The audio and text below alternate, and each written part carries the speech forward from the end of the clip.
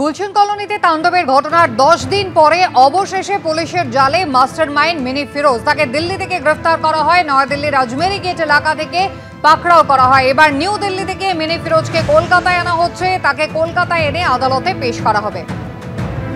পার্থপ্রতিম ঘোষ আমাদের প্রতিনিধি রয়েছেন আমাদের সঙ্গে। পার্থ, কিভাবে পুলিশের জালে শেষ পর্যন্ত ধরা পড়লো এই মিনি ফিরোজ? দেখ, একেবারে গোটা বিষয়টা তোমায় জানাবো এবং তার আগে জানিয়ে রাখি, আজকে কিন্তু মিনি ফিরোজকে অর্থাৎ মোহাম্মদ ফিরোজ খান ওরফে মিনি ফিরোজ তাকে আদালতে পেশ করতে চলেছে পুলিশ, এবং সেটা হচ্ছে কলকাতার আলিপুর আদালতে তাকে পেশ করা হবে। আজকে দুপুরেই পেশ করা হবে এবং নিজেদের কাস্টাডিতে চেয়ে আবেদন জানানো হবে।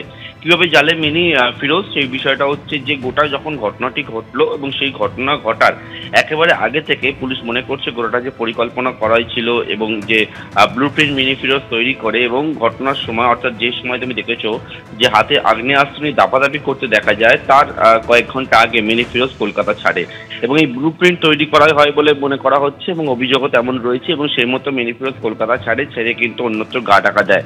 কিন্তু তার পরবর্তীকালে বারবার দেখতে পাওয়া যাচ্ছিল তাকে যে সোশ্যাল মিডিয়াতে সে অ্যাক্টিভ অবস্থায় রয়েছে। এমনকি গতকালকেও সকালবেলা দেখতে পাওয়া গেছে যে 4 বার সে তার হোয়াটসঅ্যাপে স্ট্যাটাস দিয়েছে নতুন এবং সেই স্ট্যাটাস দিচ্ছে যখন সকালবেলা 11:39 পর্যন্ত তাকে দেখতে পাওয়া গেছে এরকম স্ট্যাটাস দিচ্ছে। এবং সেক্ষেত্রে প্রশ্ন ওঠে যে একজন বারবার আসছে, নানা বক্তব্য পেশ করছে, পুলিশ তার নাগাল পাচ্ছে না। মাস্টার মাইন্ড হিসাবে মিনি ফিরোজকে চিহ্নিত করা হয়েছিল বা মিনি ফিরোজের কথাই কিন্তু উঠে এসেছিল। এবং এর পরবর্তীকালে যেমনটা জানা যাচ্ছে যে গতকাল সন্ধ্যে 6টার সময় নয়াদিল্লির আজমের ঘাট, সেই জায়গা থেকে মিনি ফিরোজ অন্যত্র গা ঢাকা দেওয়ার জন্য যাচ্ছিল বলে মনে করছেন তদন্তকারীরা, এবং সেক্ষেত্রেই আজমের ঘাট থেকে মিনি ফিরোজকে পাকড়াও করা হয়, গ্রেফতার করা হয়েছে এবং তাকে আজকেই কলকাতার আলিপুর আদালতে পেশ করবে পুলিশ। এবং এক্ষেত্রে যেমনটা মনে করা হচ্ছে, পুলিশের দাবি যে মিনি ফিরোজ যে সোশ্যাল মিডিয়া বা বিভিন্ন জায়গায় হোয়াটসঅ্যাপে অ্যাক্টিভ থাকছিল, যে বিষয় সেটা হচ্ছে প্রযুক্তির ব্যবহার করছিল একেবারে। এক্ষেত্রে কিন্তু যেটা পুলিশ জানাচ্ছে যে মোবাইলের মধ্যে সিম কার্ড না ব্যবহার করেই সে কিন্তু ওয়াইফাই বা ভিওআইপির মাধ্যমে এই যোগাযোগ রাখছিল বা সোশ্যাল মিডিয়াতে অ্যাক্টিভ ছিল, যার জন্যই কি হচ্ছিল কি মিনি ফিরোজের লোকেশন পুলিশ পাচ্ছিল না। এর পরবর্তীকালে মিনি ফিরোজ বা মিনি ফিরোজের যারা সাগরেদ রয়েছে তাদের কাছ থেকে নানা তথ্য পাওয়া এবং সেক্ষেত্রে থেকে বিভিন্ন জায়গায় যে জায়গায় মিনি ফিরোজ পালাতে পারে, তার মধ্যে বিহার ছিল, উত্তরপ্রদেশ ছিল, তার মধ্যে ছিল দিল্লিতে ছিল, সেই সমস্ত জায়গায় লালবাজারের গোয়েন্দারা ওস পেতে থাকে এবং অবশেষে জালে মিনি ফিরোজ। ধন্যবাদ। 11ই সেপ্টেম্বর গুলশান কলোনিতে আগ্নেয়াস্ত্র হাতে তাণ্ডব চালিয়েছিল দুষ্কৃতীরা, যার মাস্টারমাইন্ড ছিল এই মিনি ফিরোজ। তারপর বিগত 10 দিন ধরে পুলিশের কাছে অধরা থাকলেও মিনি ফিরোজ কিন্তু সোশ্যাল মিডিয়ায় রীতিমতো সক্রিয় ছিল। একের পর এক হুমকি হুঁশিয়ারি দিয়ে সে ভিডিও পোস্ট করেছিল।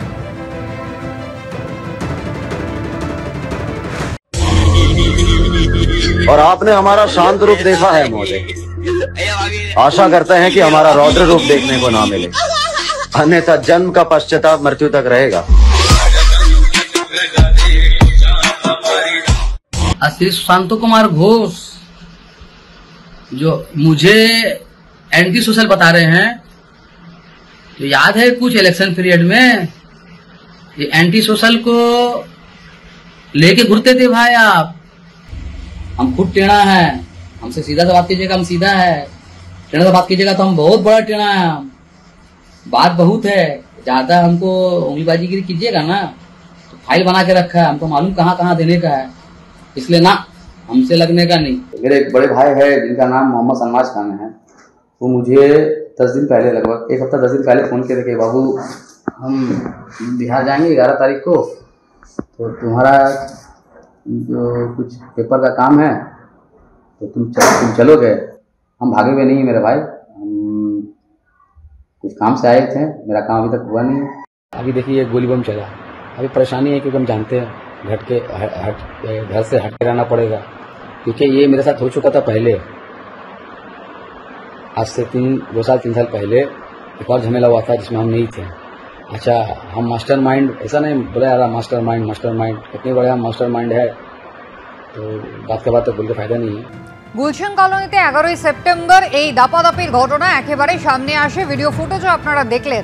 আর 108 নম্বর ওয়ার্ডের তৃণমূল কাউন্সিলর সুশান্ত ঘোষ তিনি কিন্তু দাবি করেছেন অন্তত 2 মাস আগে পুলিশকে জানানো হয়েছিল, পুলিশ যদি এই সমাজ বিরোধীদের বিরুদ্ধে সময় মতো ব্যবস্থা নিত তাহলে এই দিন দেখতে হতো না।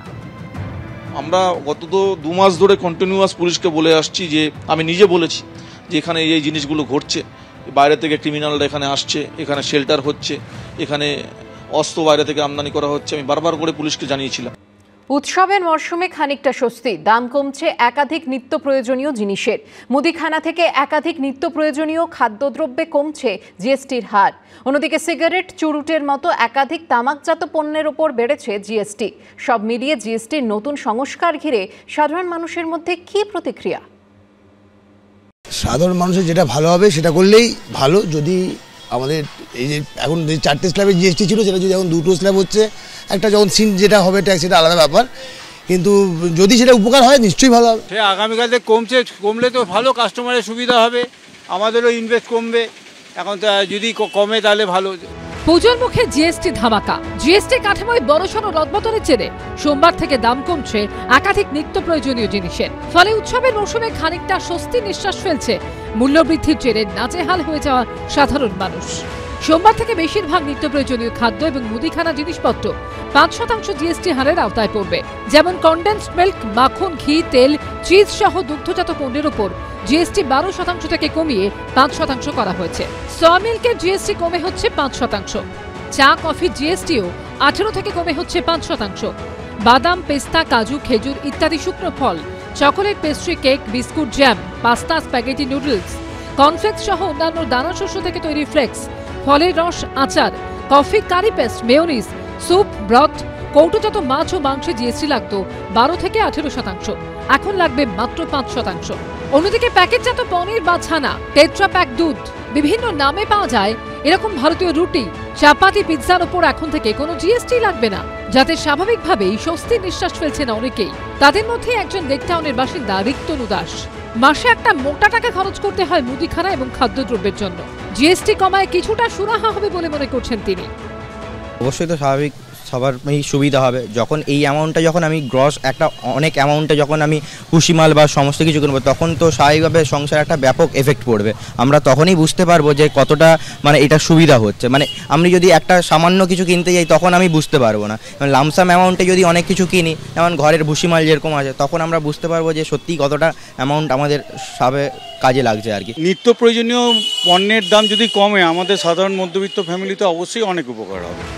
শুধু খাবার জিনিসই নয়, মাথার তেল থেকে শ্যাম্পু, টুথপেস্ট, টুথব্রাশ, সাবান থেকে শেভিং ক্রিমের জিএসটি 18 থেকে কমে হচ্ছে 5%। দাম কমছে নিমকির প্যাকেট, ভুজিয়া, বাসন, শিশুদের ফিডিং বোতল, ন্যাপকিন, ক্লিনিক্যাল ডায়াপারের। সুবিধা তো হবে, যেগুলো ডেইলি মানে এসেনশিয়াল কমোডিটিস দাম কমলে তো সুবিধা হবে না। সেভিংস হবে ডেফিনেটলি, যেটা আমি রোজ কিনতে হয়, পাউরুটি, মাখন, বিস্কুট, যেগুলো ডেইলি নেসেসিটি গুড, সেগুলো তো কমলে তো ডেফিনেটলি ভালো। একাধিক পণ্যের দাম কমলেও সোমবার থেকে দামি হচ্ছে বাড়তি চিনি মিশ্রিত পানীয়, কার্বনযুক্ত পানীয়, সিগারেট, চুরুট, তামাকজাত যাবতীয় পণ্য। সমীরণ পাল ও সৌমিত্র রায়ের রিপোর্ট, এবিপি আনন্দ।